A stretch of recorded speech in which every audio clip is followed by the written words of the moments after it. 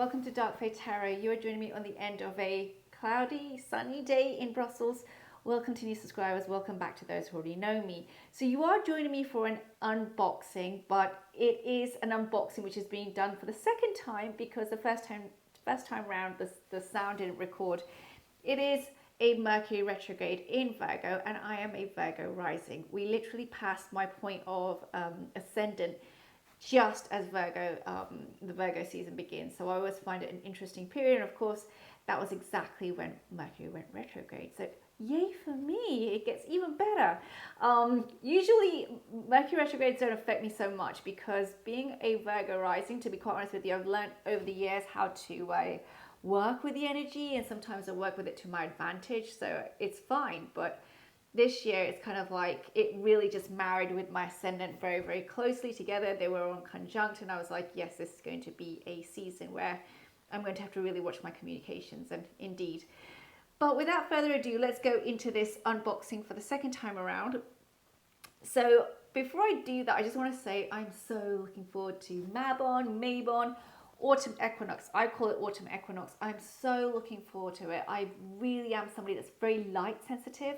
So when we cross these points in the year, they're like markers for me.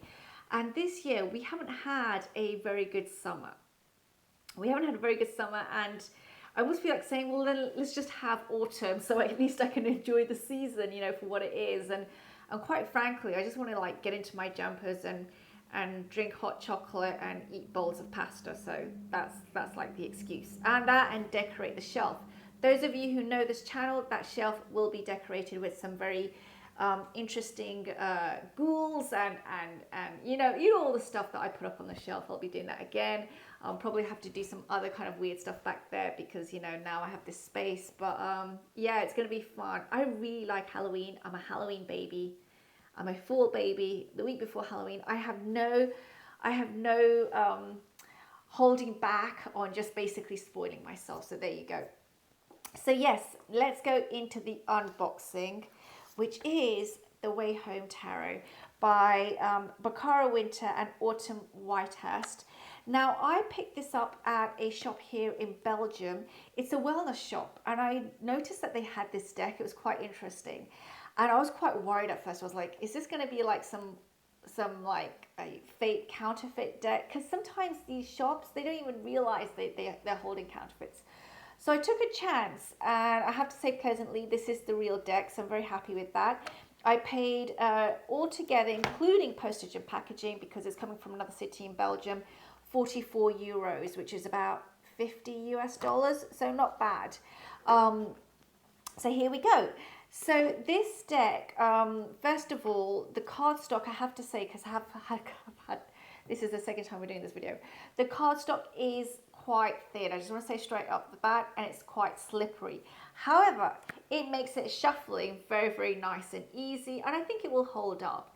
It's one of those decks that I think will do well if you're not very rough with your cards. I think if you're rough with your cards, this may not be great. But other than that, it's wonderful. Ooh, just shook the camera there. So now, I'm going to go through the deck again and just talk about my first impressions, or yeah, because I'm filming, we have to have lots of noise now. Talk about my first impressions, kind of, as we go through this. Now, this Fool is absolutely stunning. The first thing I thought of when I saw this card was Rainbow Phoenix. That's what I thought. Phoenixes that have this rainbow energy, absolutely beautiful. So it's like almost this bird, of course, risen from the ashes, beginning its rebirth of journey, hovering over the Fool as the Fool makes its way through the path. You know, that's what I'm thinking as I see this, that shrouded mist. This deck, for me, when I first discovered it, I saw it years ago. Then I forgot about it, quite honestly. Then I saw it again. Then somebody reminded me of it. Then I forgot about it. It's one of those decks that keeps going on and off my radar. But something in me said, I need to try it. And one of the reasons is because the deck is very distinct in its imagery. There are some cards that are very spacious and airy, and then some which are very much artistic-wise fleshed out. That's the best way I can put it. So I find it very contrasting, and I thought at first, how am I going to work with this? But then I realized it's going to be great to work with. Actually, it's gonna when I see it laid out, it actually creates a really nice effect. I also realized that there's quite a few. Sorry, here's strength. So just so you're aware, strength and justice are the other way around in this one. One of the things that I found very distinct in this deck was that it has this very spacious energy. It has a very airy energy. And I knew when I was looking at it, the more I looked at it, the more I thought, I actually have decks that can go well with this. And for me, that's a good sign of purchasing a deck. When I see a deck where I can't fathom where it's going to sit in my shelf or with other decks, that's when I have to be really cautious before purchasing. And that's why I always try and give myself time before I buy a deck. And with this one, I honestly was thinking, well, what am I going to use with it? And then I started to realize I've actually got quite a few decks that can go with this one. So it's going to be fun to do a pairing later. But yeah, I by the way, if I like bugs, I'm okay with bugs as in I like bugs. It's not like the house is covered in bugs, but I am a spider girl. I do have spiders, a huge spider's nest outside my window. In every home I've ever lived in, there has always been a spider's nest outside the window. My bedroom window normally when I was living at home with my family, and then as a single person and living away and moving countries, there is always a spider's nest outside the home. It's just, and when I moved into this place, I have to say that I think it was about a week or days or a week or something, and I'm watching TV and I saw this huge spider crawling across the floor, and I just was like, yeah, I knew there would be a nest somewhere. Where is it? And of course, it's on the other side of the window's down there basically. So so the ones in this deck, by the way, sorry, let's move off from spiders.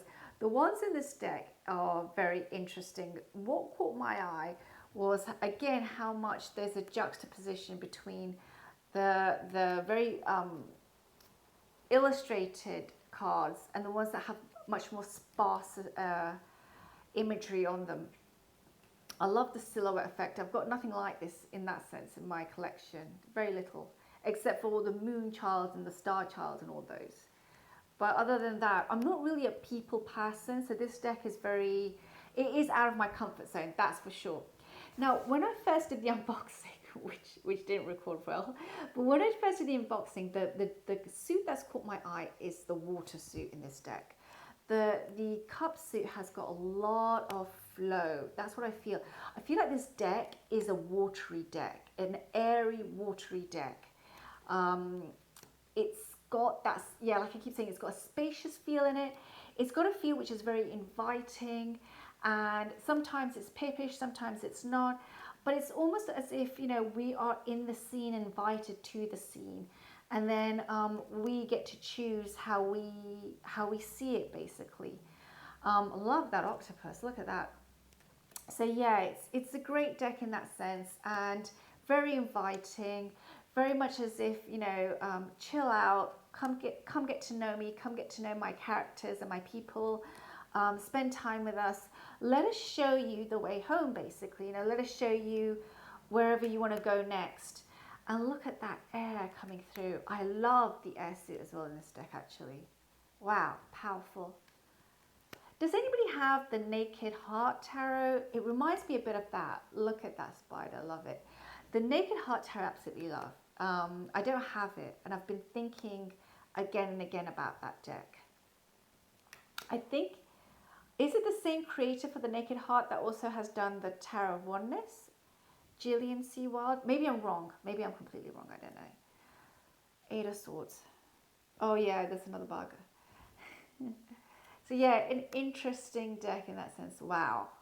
Look at that. And yeah, I'm looking forward to spending time with it because I think it's got a lot of messages. Now, one thing about this deck I've noticed is that there's no guidebook. I only realized that after I unboxed it the first time around. There's no guidebook, but I feel like this is a great deck. If you've already learnt the RWS and you're comfortable with it, and you want to explore keys with different imagery, This is a great deck. You just need a very good reference book with you all the time. You know, you do need a good reference book, and with this deck, I would suggest you might need a reference book which is also more Thoth based as well as RWS. So you get a mixture of different interpretations that you could use. Yeah, wow. I love this imagery. I also have the Cursed Auguries deck, and this reminds me a little bit of that as well.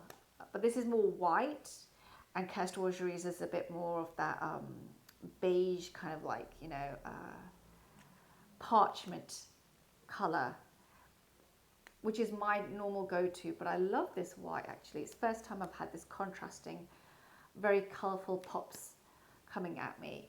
10 of Pentacles. Oh, this is a beautiful card. Yeah. So we need the end. And I'm going to give it a shuffle. I'm going to pull out a few cards and read them, which is what I did the last time round.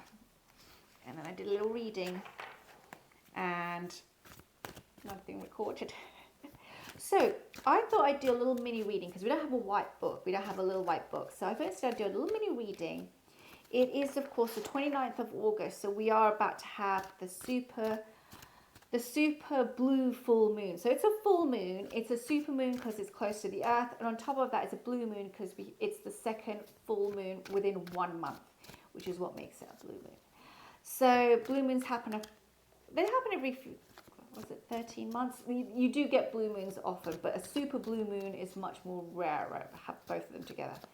So we have very potent energy, and it's on the 30th or the 31st, depending on where you live. It is 31st for Europe. So, yeah.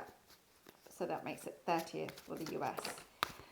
North America, I should say. So I'm just shuffling them. And we're going to pull a few cards and do a little mini reading for the collective. Take what resonates with you. If it doesn't, that's fine too. If you feel that there's a message in here that perhaps helps you wherever you are in your journey, there you go. And did I show you the backs? Hopefully I showed you backs. Look at that. So it's a very gentle deck. That's what I feel like.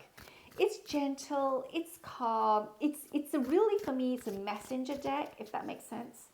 It's focused on delivering the message rather than getting caught up in fangled, heavy imagery. And I love those kind of decks, by the way. You know, of course, you know that how much I like decks with lots of stuff going on the cards. You know, you've seen that in my collection.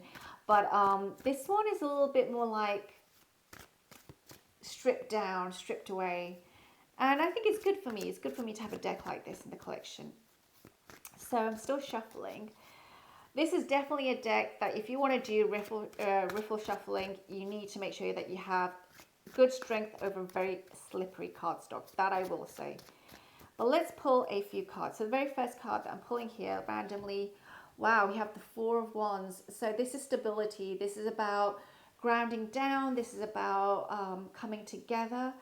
Really an energy, I feel like, of being able to celebrate milestones, celebrate where you're at. There is a stagnation of this energy. I always notice that in the fours there's a stagnation. But this time the stagnation is around appreciating where we're at. Sometimes in life, there's always this jumping forward. Let's move on to the next thing. Let's go for the next thing, the next win, and so forth. And this is about, for me, just taking a moment to celebrate where you're at and acknowledging it. Let me find another random pull. I'm just cutting the deck as I pull out. Ooh, let's pull this one. What do I have here? The Chariot. Wow. Okay, so after that, we're going to be going forward again in the journey, this time navigating waters. We're going to be like the salmon swimming upstream, so it might be difficult, challenging. There will be currents that will be going against us, but you know, that's about navigating it, right? Logic, reason, vis-a-vis our passion and our fire and our creativity. So really, after this period of celebrating, another path opens up, right, that we need to go through. The card after that, randomly pulling here, whew, what do I have here? Wow, Mother of Pentacles. So there will always be a need also to appreciate our our abundance, to be protective of the things that we're nurturing and we're growing, to listen and be grounded, to not get so caught up in going forward that we forget that we are building a home, we're building assets, we're building a legacy. For me, the Mother of Pentacles, the Capricorn energy is always about being realistic, right? It goes back to the devil. Don't get so fooled. And for me, the mother that owns this energy, the queen of this energy, is really about being able to safeguard things instead of squandering them away.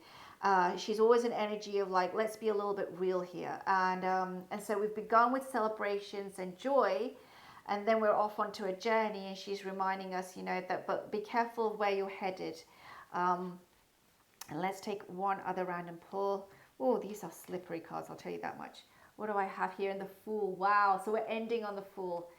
So our journey will end with a new rebirth and paths opening up. That is an amazing set of cards I've just pulled there. That's interesting. But it is going to be going towards a new journey beginning at some point as well. So this blue moon is really marking a case of celebrations, moving forward, gathering what we already have, and being prepared. A new cycle is dawning, and perhaps this will go towards the autumn equinox that we're going towards, but a new cycle is definitely dawning on us, and it's almost exciting going into this mist. It's kind of like going towards winter, right? Going towards that that change in season. So it's almost kind of like at the end of all of this, there's hope for something else, and a lot of letting go, I guess, as well at that point. Okay, so a bit of a random pull there as these cards were slipping around, but I hope you enjoyed that. Thank you for joining me today, and I will see you all soon. Take care now. Bye.